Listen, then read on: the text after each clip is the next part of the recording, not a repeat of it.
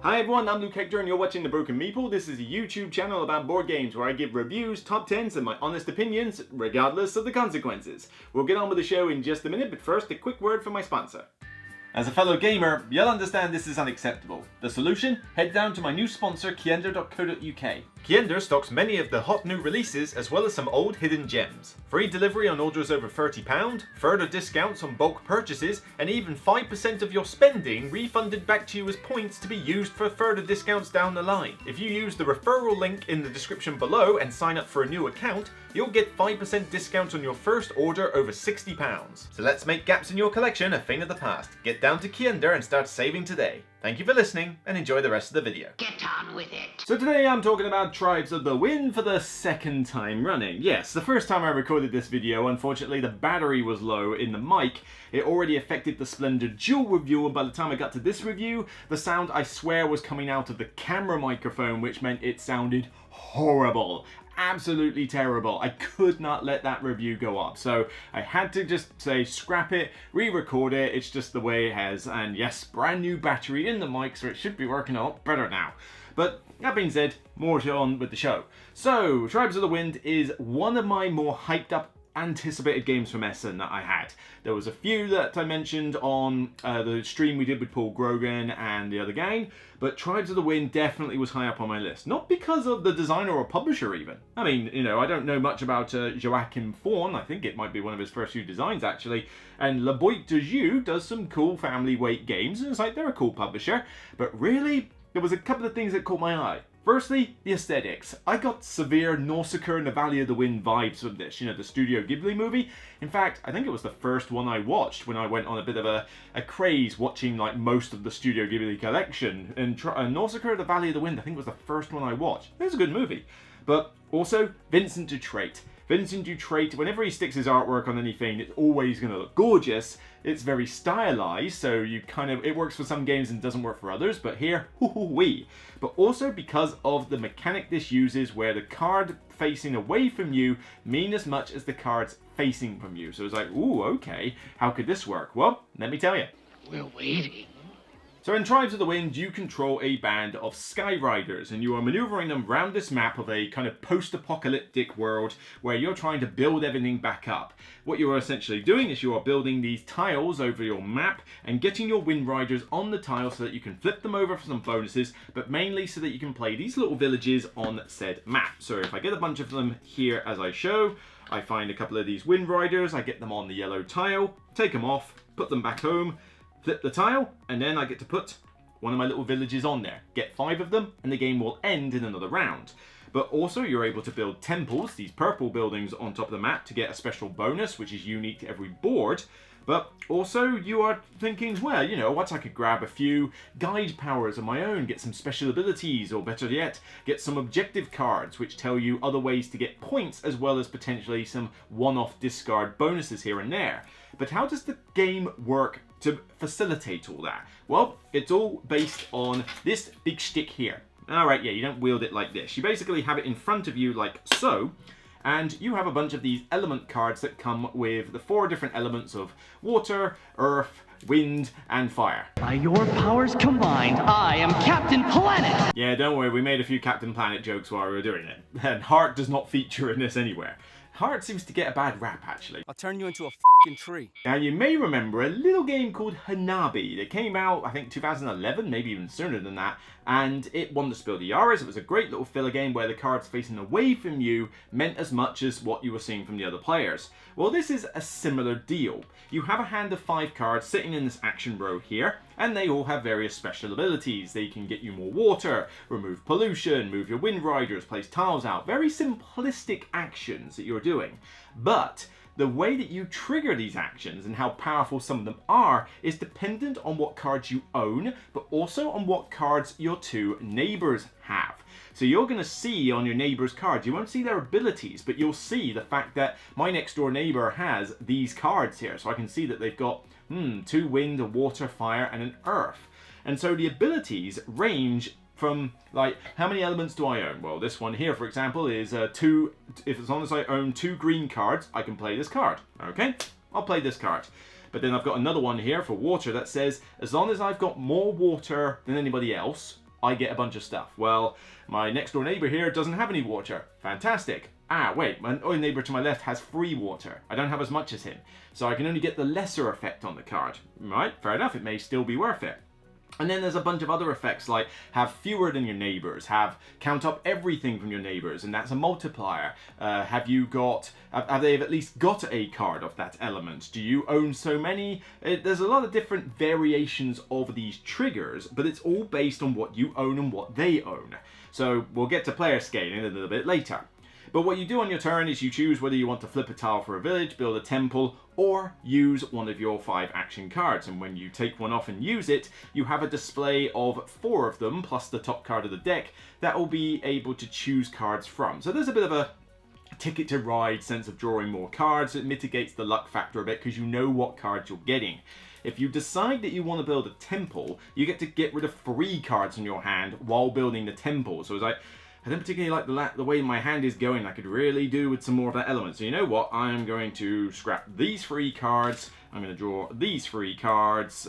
Let's find a good example. I really want some fire cards all of a sudden. Well, there you go. Let's say these 3 were in the display. I go, well, there's a wind card. I'll use it, but there's also 2 fire. And now I have a few more options. So it's a good way to reset your hand. In addition to this, as I mentioned, you can grab objective cards every time you build a village, which may give you some other scoring opportunity, or just a one-off bonus that you discard the card for and don't bother, but you're limited to how many you have.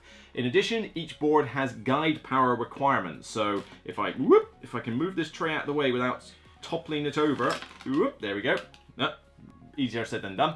There's 2 requirements on the board. One is a special condition. The other one is an arrangement of colored tiles on your map. Fulfill the condition and you get to trigger 1 or 2 of your guide powers. You can only have 2 of them in the game. There's 4 available. They semi-synergize, but sometimes they offer different paths to victory, and you basically pick these and then you've got that special ability for the rest of the game, like gain 4 wind rider movements when you place a tile down, get 2 water every turn, every time you get water, get pollution removal every time you play a water card, that kind of thing. The game continues with you either flipping tiles, building temples and villages, or playing cards until somebody has built their 5th temple, at which point you do some endgame scoring, and of course, the one with the most. Of course! So let's deal with the bright, shiny pink elephant in the room. Yes, this game is gorgeous. Absolutely gorgeous. The production quality for this is astounding. First off, Vincent Dutrait's artwork.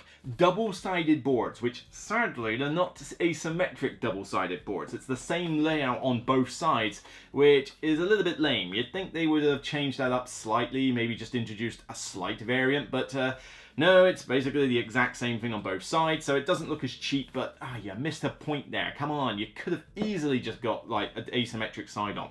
But they look gorgeous with a different character that you're playing. You've got like wooden pieces for the temples and the wind riders and the villages, and they look really cool. I mean, God knows how they managed to like 3D print these, particularly with these tiny windows you get on the village here. I mean, that must have taken some doing. But on top of that, you've then got some half-decent cardboard tokens for the water and pollution. That's probably the weakest link of the components, but like I say, it's not bad. But then you've got the artwork. Ha ha ha. Ooh, Vincent Dutrait's artwork is all over this, and it looks beautiful. Wee, you good looking. You're hot. This looks like it could be its own Studio Ghibli movie or something of that nature. It's like a cross between Nausicaa and the Valley of the Wind and Fern Gully. That's what the setting and the look of this is.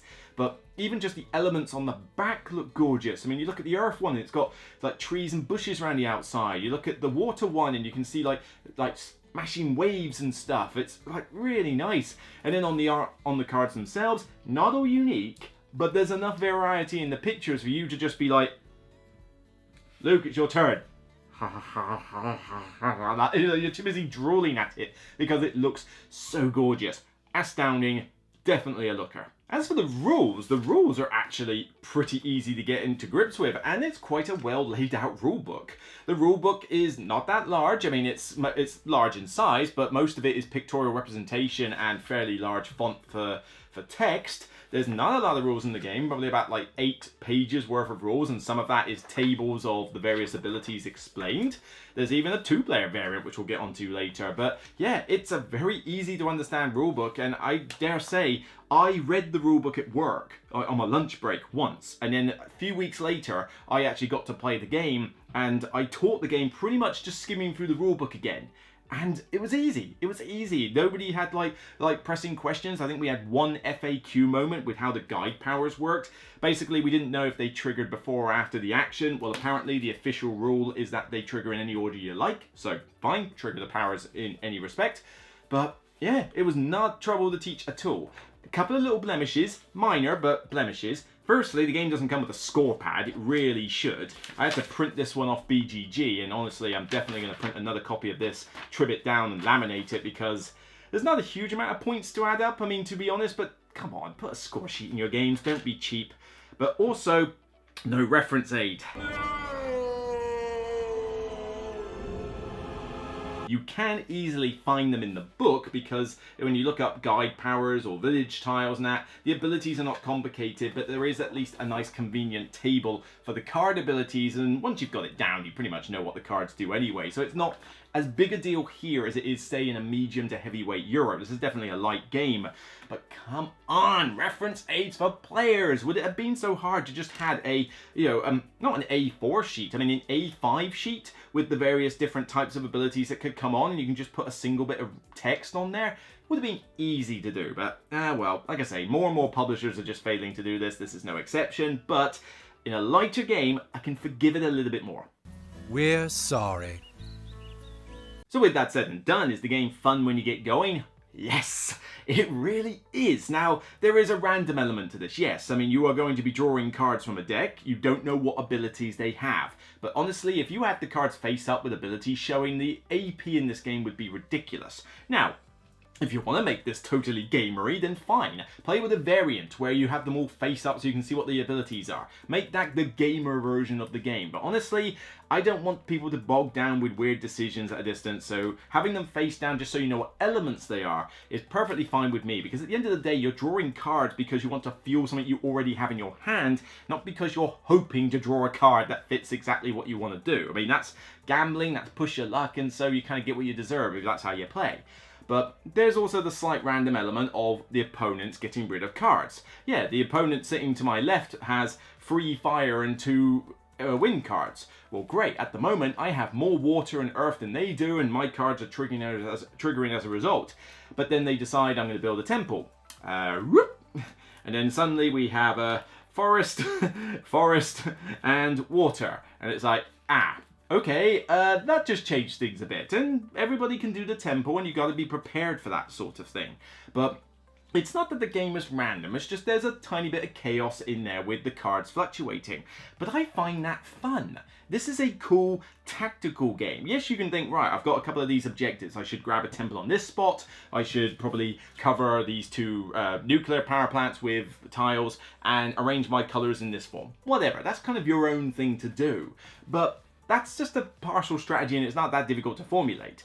The tactics is more about, I've got these abilities. What can I do with these? Okay, well, that would be cool if I could get a couple more fire. How do I get more fire? Well, there's some in there. You don't have much fire, and at the moment, you don't seem to be doing much with your pollution, so you know what? I don't think you're going to be getting many fire cards. So I'm going to try and grab the fire cards and fuel up this really nice action.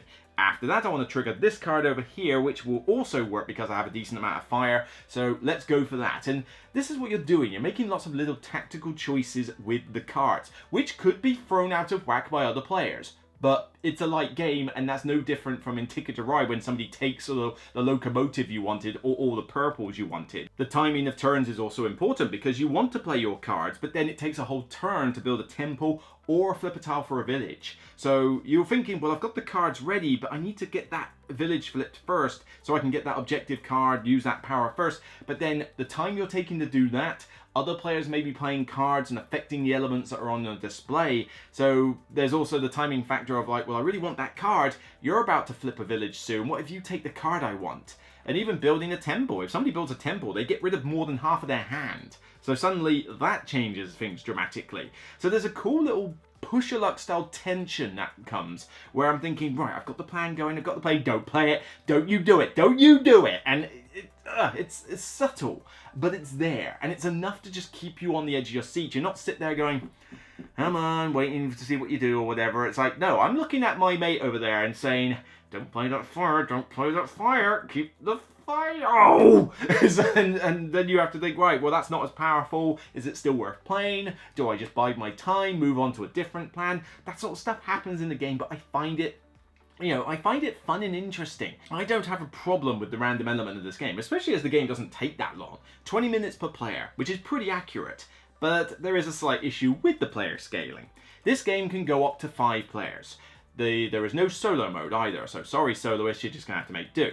2-player works fantastically. There's a variant in this book. It's on the back. It's literally a paragraph of text. In fact, it's barely even a paragraph. It's literally a tiny paragraph there. And all you do is, instead of having 2 neighbors, you have your opponent and the display of cards that are in the middle. So when you're comparing what cards you and your neighbors have got, you have a communal display that each of you takes from. That's brilliant. Simple variant, and it makes the game work so well for 2 players. 3-player, fantastic as well, because much like the 7 Wonders argument, you have the neighbor to your left and your right, and you care about what they're doing. When you start adding players after that, though, you are literally just adding time and nothing else. 4 players is a setting that I will play this game with, particularly if I know that the people aren't going to AP like crazy, although this game doesn't lead to too much AP, really. But 5 players? Why? 5 is right out. There is no reason for this game to have 5 players. It's literally on the box to sell more copies. I will bet money that's a reason. There's no other way that 5 players introduces anything else to this game. In fact, if anything, having more players simply introduces more chaos, because then that display of cards and tiles will have changed dramatically by the time it gets around to your turn. Honestly, play this with 4 if you must. 4 is fine, but if you can play this with 2 or 3, you're going to get a fantastic time. You play this with 5 and you might as well pull out a different game. I will refuse to play this with 5 ever again. 2, 5. 3. So Tribes of the Wind has met my high expectations. I definitely went into this with hope, singing, come on, don't mess this up. This is a good mechanic. This could work. It looks this gorgeous and I don't want to see the artwork go to waste. I am pleased to say it doesn't go to waste. This is a really good fun game. Yes, it doesn't scale brilliantly with the player count. 4 is okay, 5 is a waste of space, but 2 and 3 work spectacularly. I will play this with 2 or 3, whatever, because the variant works great at 2 and 3 player has 2 neighbors. Either way, I'm fine. But the aesthetics are gorgeous. This is a well-produced game for the price point you're playing. But the main thing that attracts me is this card mechanic, because I just think that this is a cool, innovative way to do the card system for Manabi. The fact that, you know, it's not just, oh, I can see what abilities I've got, but then you've got elements that I need to consider, but you've also got to consider your own elements, because it's all well and good saying, right, well, I've got 5 fire cards here, so I'm just going to play a bunch of fire cards. I get bonuses for playing fire cards. This is amazing. Yet, you're also telling your opponents that for a while that they can play any card that says they've got less fire than you, or that your neighbor has fire, and they're getting benefits from it. So there's an incentive to not just do the same thing for a while. You also need to chop and change your tactics. This sort of thing just makes this card play system fantastic, and I really, really enjoy it. So much. I just think it's really cool, simple, and yet, you know, interesting and tactical. It does what it says. I can teach this game in 5-10 minutes easily enough. It's not a difficult game at all. I just wish that there was a reference aid in there and a score pad, but these are minor things that I can deal with, and no game is ever flawless. But was it a game that I'm going to play over and over again? Possibly. I mean, I've played this game and thought, you know what, I want to play this one again, and it really just sells itself as this, you know, cool, elegant, really smooth game. Nothing feels janky, nothing feels like it's grinding its gears. It just does what it sets out to do, and it does a great job of it. So ranking this one's interesting, because I do have a couple of flaws with it, but one of them I can get over, and the others are kind of minor little house fixes, and no game is ever perfect. You know, some of my top rated games in my top 10 of all time are not perfect. I have issues with them, but, you know, they still get really high marks. So I was umming and ahhing as to how high this was going to go. It's a distinction level game, flat out, but I think there's enough positives here to give this one a full 10 out of 10. I love it. I think it's great. I was dabbling with a 9. I thought, oh, maybe it needs to hit a 9. But the player scaling is the main issue with the game. Score pad and objective, reference sheets, loads of games are falling foul of that, and that is a blemish, but I will make do. So really the only negative is player scaling.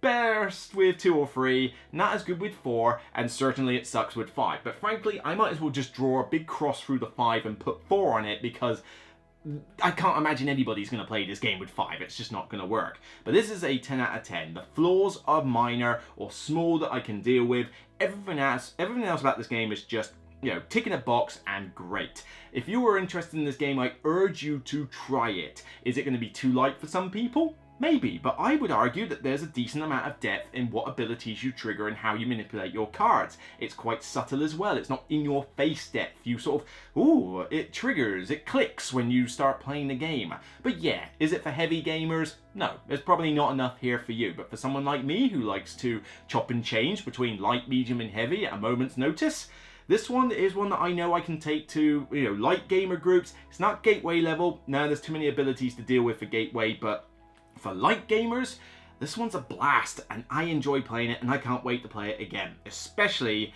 when it looks this gorgeous. So that's it for me on this episode. If you like what you see, please remember you can thumb up the video, share it on social media, particularly if you can thumb it up on Board Game Geek when it goes up there. I would really appreciate it. Get some comments on that thread also. But you can also check out subscribing to the channel and maybe consider subscribing to the Patreon if you want to help me out with more review copies to do video content for you. But most of all, I would just like to get your comments down below and hear about your thoughts on the game. Is this something you're excited about? Do you love Vincent Dutrait? What other La Boîte de Jeu games are you interested in? Does this Hanabi style mechanic interest you? Is this too light for you? Do you have issues with the game? Let me hear your thoughts down below. I'd like to read them, and if I can, respond. So that's it for me. I'll see you on the next Broken Meeple video. Until next time, you can check out more content on the channel, including the Splendor Duel review. Sorry about the audio in it, but it's not too bad. You know, thankfully this one I hope sounds better. But also check out the ending to the top 100, the 10 through 1, to see what sort of games do end up as 10 out of 10s for me. So take care, and remember as always, regardless of whether the card's facing to you or away from you, it's still only a game. Bye for now.